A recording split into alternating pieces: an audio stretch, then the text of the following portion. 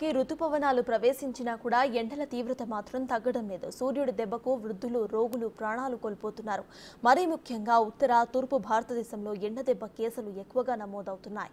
మార్చి 1 నుంచి జూన్ 18 వరకు 40,000 వడదెబ్బ కేసులు నమోదయ్యాయని కేంద్ర ఆరోగ్య శాఖ తెలిపింది. ఇందులో 110 మంది మృతి చెందారని వారు చెప్పారు.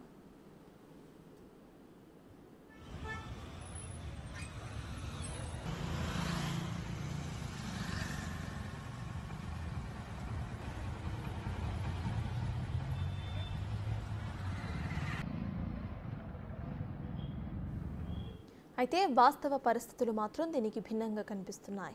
జూన్లో కేవలం ఒక్క వారంలోనే 192 మంది చనిపోయారని సెంటర్ ఫర్ హోలిస్టిక్ డెవలప్మెంట్ అనే స్వచ్ఛంద సంస్థ ప్రకటించింది.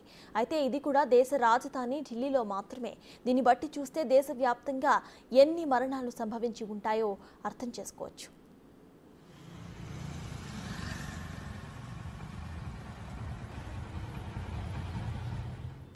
కేంద్ర ప్రభుత్వ లెక్కల ప్రకారం యూపీలో ఎక్కువ మంది చనిపోయారు. యూపీలో 36 మంది మృతి చెందగా బీహార్, రాజస్థాన్, ఒడిశాలోనూ పదుల సంఖ్యలో ప్రాణాలు కోల్పోయారు.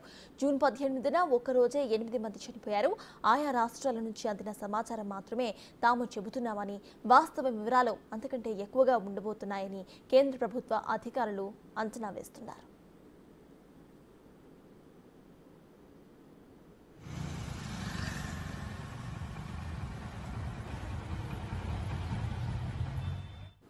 దేశ రాజధాని ఢిల్లీలో మాత్రం భానుడు తన ప్రతాపాన్ని చూపిస్తున్నాడు. గతంలో ఎప్పుడూ లేని ఉష్ణోగ్రతలు అక్కడ నమోదవుతున్నాయి. ఉక్కపోత, ఎండ దెబ్బకు ప్రజలు విలవిలలాడుతున్నారు. జూన్ 11 నుంచి 19 మధ్యలో వడదెబ్బకు 192 మంది చనిపోయారని సెంటర్ ఫర్ హోలిస్టిక్ డెవలప్మెంట్ చెబుతోంది. అయితే ప్రభుత్వం దీన్ని కన్ఫర్మ్ చేయలేదు.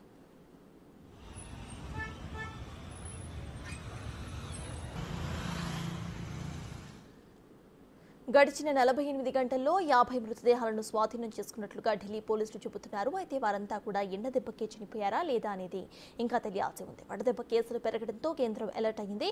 ఇలాంటి కేసులకు హాస్పిటల్స్లో ఎక్కువ ప్రయారిటీ ఇవ్వాలని కేంద్ర ఆరోగ్య శాఖ మంత్రి జేపీ నడ్డా ఆదేశించారు. అంతేకాదు ఎండ దెబ్బ కేసులకు స్పెషల్గా వార్డులను సైతం ఏర్పాటు చేయాలని సూచించారు.